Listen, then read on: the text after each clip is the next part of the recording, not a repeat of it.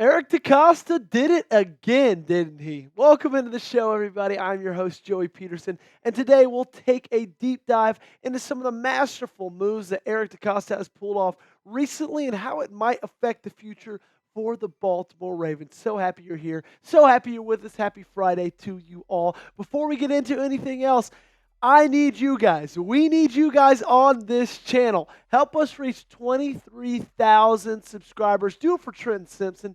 Do it for Michael Jordan. Do it for whoever you want to do it for. We're sitting at 22,690. We're only 310 away. So if you haven't already and you like the channel so far, 30 seconds in, go ahead and hit that subscribe button. What we are talking about today is the trade for Tre'Davious White pulled off just like 2.5 weeks ago. And at the time, I wasn't a big fan of it, but I'm willing to admit that maybe I'm wrong, okay? I think I might have been wrong, and that doesn't come easy to me, okay? I don't like admitting that I'm wrong. You can ask my parents. You can ask my wife. You can ask my friends. You can ask producer Allie. It's not something I like to do.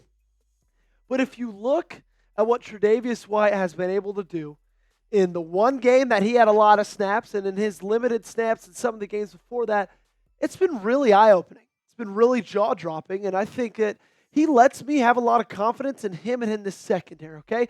Let's look at what he did against Pittsburgh. Let's look at the PFF numbers against the Steelers. He had 23 snaps, so not a lot. Again, this is a limited sample size, but his defensive grade was 81.8. His run defense grade was 61.5, and his coverage grade was 83.3. And Russell Wilson, when targeting Trey White, had a passer rating of 59.4. Guys, that is special. He was having to guard one of the better deep ball wide receivers in the National Football League in George Pickens, and we'll look at that a little bit deeper coming up. But man, that's a special performance. I think we might have a special player, okay?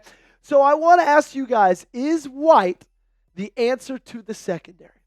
Is he the answer that we've been looking for with this Baltimore Ravens secondary since week one? If you think so, give me a Y. If you think no, give me an N. You're about to get hit with a YouTube ad break. This is going to be the pinned comment on today's video. So when that ad break comes, take advantage of it. Scroll down, find the pinned comment, and give me a yes or a no.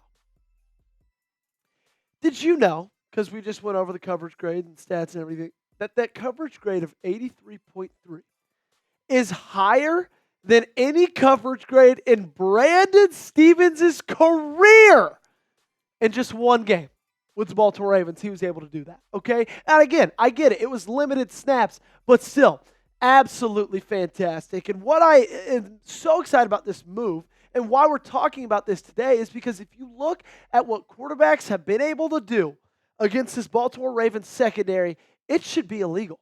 Every single one of these guys should be in jail. Joe Burrow should be in jail twice.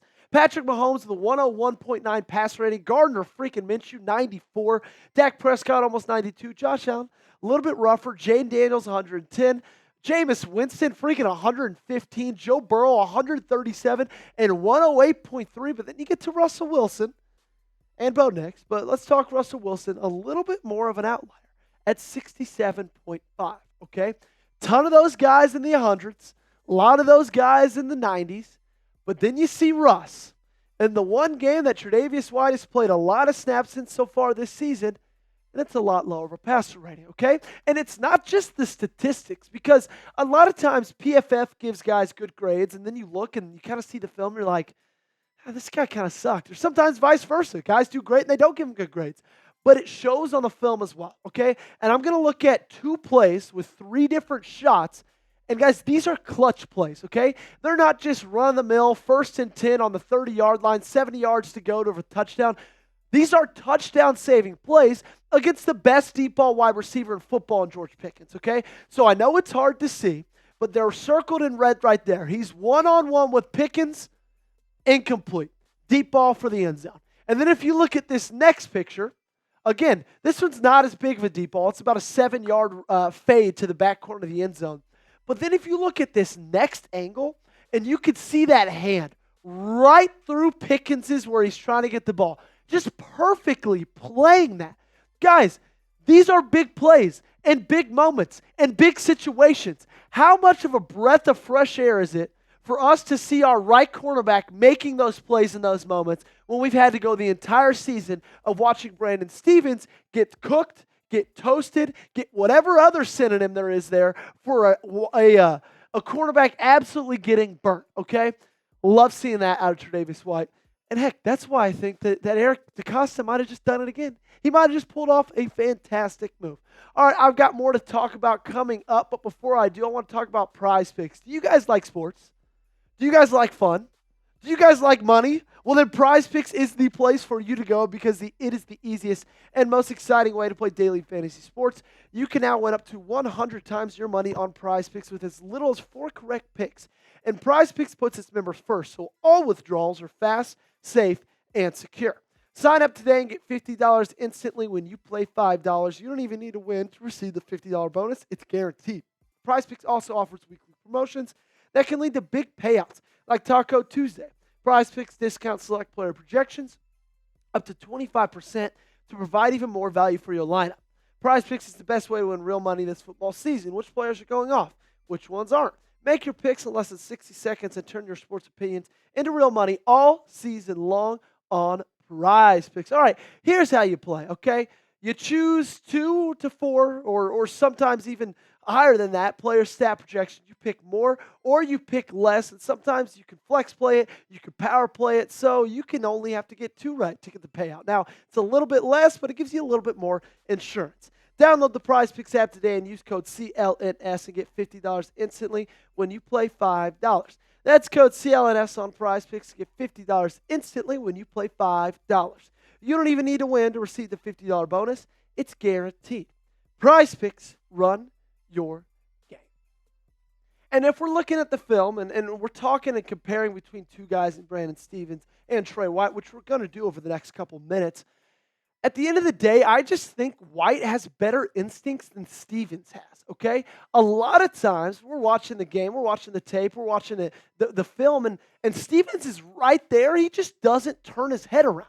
And it's maddening. And a lot of times in week 1 and week 2, I was saying, guys, be patient. He's there, right? He doesn't have a lot of separation between him and the wide receiver.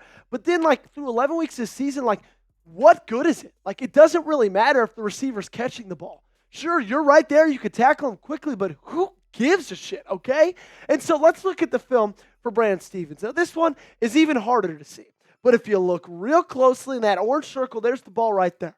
And in that red circle, you see Stephens on Devontae Adams, and his head is turned the complete opposite way. He's turning to the left, to the boundary.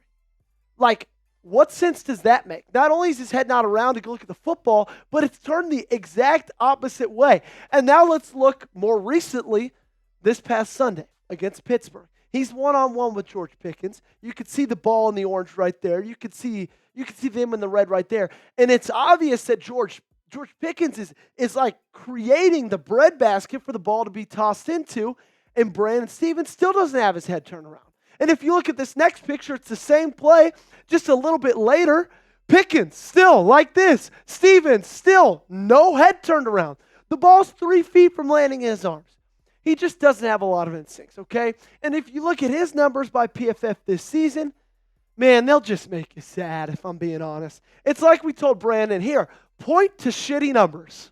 That's exactly what he's doing. Yards allowed, 633. That's the second most of any cornerback in the NFL. He's allowed a passer rating of 111.16. He has an overall grade of 50.2 and a coverage grade of 47.6.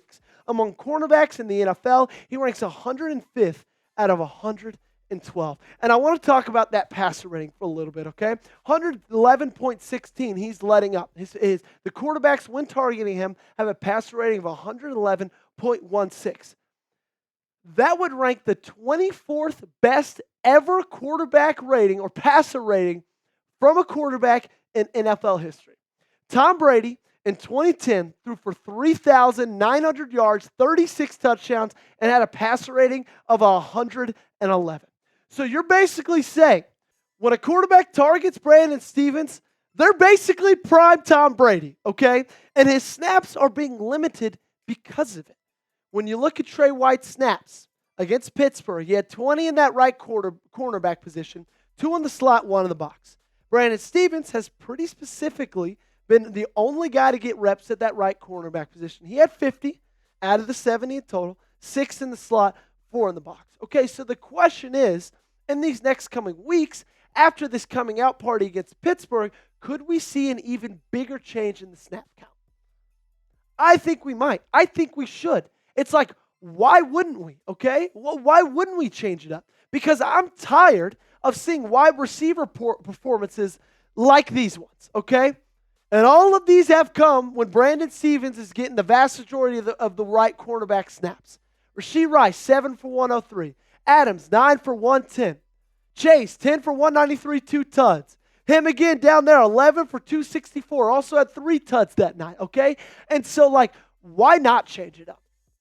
You saw something in Tre'Davious White, so let's act on it, okay? You already made changes in the safety position. Let's make some changes in the cornerback position, okay? So if I had to ask you to pick one of these two guys between Trey White and between Brandon Stephens, which one are you choosing? If it's White, give me a TW, and if it's Stephens, give me a BS. Alrighty, since we got some more important football coming up this weekend, it's time to look at the AFC North standings and the playoff picture where the Ravens are sitting as of right now. Okay, so firm second place in the AFC North behind Pittsburgh, up on Cincinnati, up on Cleveland. Cleveland, they're out of it. They're done. Cincinnati, after losing to the Los Angeles Chargers on Sunday Night Football, their season might be cooked as well. Let's look at the playoff picture because the Bills upset the Kansas City Chiefs. And sorry this isn't updated yet, but Kansas City's 9-1. The Bills are 9-2, okay? And so, but you still got at 8-2 the Pittsburgh Steelers sitting in that number 3 spot. Houston Texans are 7-5. They're sitting at number 4 spot. Wild card looks the exact same, okay? So there's going to be a lot of shape up over the next couple weeks, and I'm so excited to cover it for you right here on Ravens Rundown. Thanks so much for hanging out with us today. Appreciate you joining us. Make sure to join us tomorrow and the day after that, and the day after that, and the day after that. You get the gist. If you want to make sure that happens, make sure you hit that subscribe button.